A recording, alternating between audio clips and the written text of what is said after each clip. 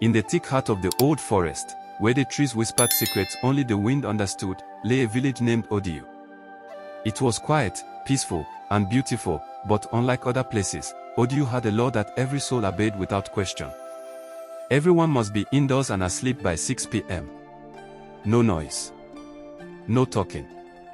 No light. Not even the flicker of a candle. To outsiders, it sounded like foolish tradition. But to those who were born in Odiu, it was survival. They said the rule began long ago, so long that even the elders didn't know the full truth. Only fragments of stories passed through generations like fading echoes. But one thing was certain, after 6 p.m., the village belonged to Ndish, the unseen ones. The Watchers.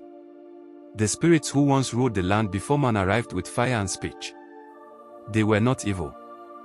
But they were not kind either. They watched. They listened. They remembered. And when disrespected, they punished. At exactly 6 p.m., a mysterious drum would sound deep in the forest. No one had ever seen it. No one had ever touched it. But once it began to beat, the land fell silent. Birds stopped singing. The wind paused. Even dogs whimpered and crawled under huts. It was not just a drum. It was a warning. The day everything changed.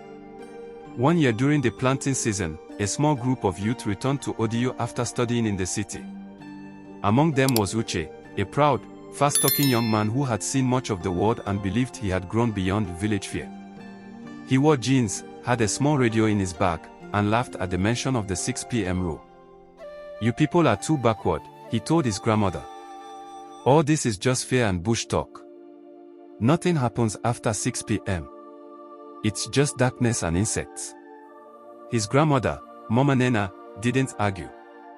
She just looked at him with tired eyes and said, "If you pour palm oil on your chest and enter the lion's den, the lion will not pity your softness." That evening, as the sun began to fall like a tired giant behind the trees, Uche did something no one had dared in many years. He stayed outside. He placed a plastic chair in front of his grandmother's hut, put on his radio, and laughed as the villagers locked themselves away like frightened birds. Mama Nena cried in silence, whispering old prayers and pouring libation at the back of the hut. By 5:59 p.m., the entire village was silent. And then, it began. Dawn. The first drumbeat came from deep inside the forest. The ground shook lightly beneath Uche's feet. He paused. "Probably just thunder," he muttered. Dawn.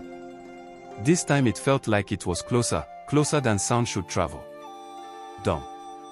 The radio went dead. The air thickened. The sky, though not fully dark, suddenly looked wrong. Twisted. As if something had covered the stars. Uche stood slowly. He could hear footsteps, not from the ground, but above him. He looked up. And saw nothing. Then a voice whispered from behind. "Why do you watch us?" Uche spun around. There was nothing.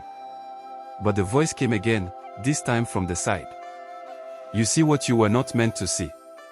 Now, you will never stop seeing." And then, he screamed. A scream that tore through the silence of Odiu. No one came out to help. In Odiu, after 6 p.m., you do not open your door. Not even for your own child. When the sun rose, they found Uche curled up beside the shrine, shaking like a leaf. His eyes were wide open, but lifeless. He did not speak. He did not blink. He had seen them. He lived for 3 more days, repeating the same words. "The drum has eyes. The drum has eyes. The drum sees me." On the 4th night, he vanished from his mat. No signs. No footprints. Nothing.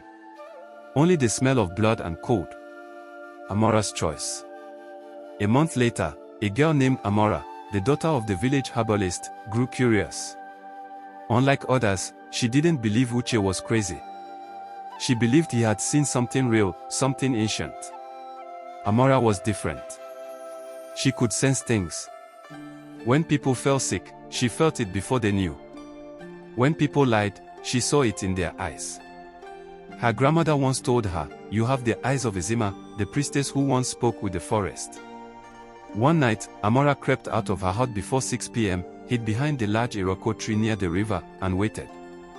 As always, the drum began.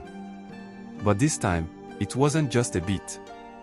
It was a voice, a chant, a call. The ground beneath her opened like a cracked pot. She screamed, but no sound came out. She fell into a place not of the earth. A forest, but not a forest. A place where trees whispered her name. Where faces hung like fruits from branches. Where shadows walked backward and time flowed in circles. She saw Uche there. But he no longer looked human. His face was blank. His voice echoed like a broken flute. "They are not spirits," he whispered. "They are memories. Trapped between the breath of night and the dream of man. They hate light. They hate noise. But most of all, they hate being forgotten." Then, a mask appeared in the darkness. A tall figure, wrapped in old bark and cowries. The same one Amoka once saw generations ago. It pointed at Amora. "You have entered. Now you must carry." Before she could ask what it meant, it placed its finger on her forehead. She screamed. When she awoke, she was back in her hut. But her shadow no longer followed her. It moved before her. And when she spoke, sometimes her voice doubled. She had been marked. Amora became the village seer. But not by choice. At night, she heard the drum in her sleep. It whispered secrets, warned of danger, and showed visions of Odio burning, screaming, crumbling. "The watchers are angry," she told the elders. "They say we are forgetting. They say we must remember." "What must we do?" they asked. She replied, "Restore the shrine. Offer the blood of a white goat. Relight the sacred fire. And above all, respect the time." But some didn't listen. A man named Okoro, a local chief's son, challenged the tradition. He wanted to bring electricity, host a village party, and free the people from darkness. He threw a loud night festival, playing music after 6 p.m. People came, danced, laughed. Then the drum began. But this time, it did not stop. Dum dum dum dum. Faster. Louder. Closer. Then the screams began. One by one, the dancers fell. Some burst into flames. Some melted like wax. Others just vanished into thin air. The next morning, only ashes remained. The ground where they danced turned black.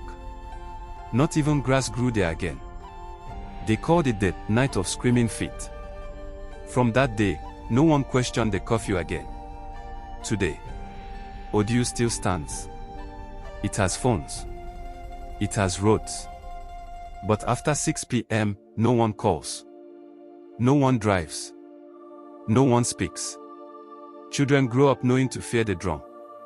Newcomers are warned once. If they do not listen, they do not stay long. And sometimes, when the wind is just right, and the night is deep, you might hear the drum, faintly, beating beneath the soil. Dum. Dum. Dum.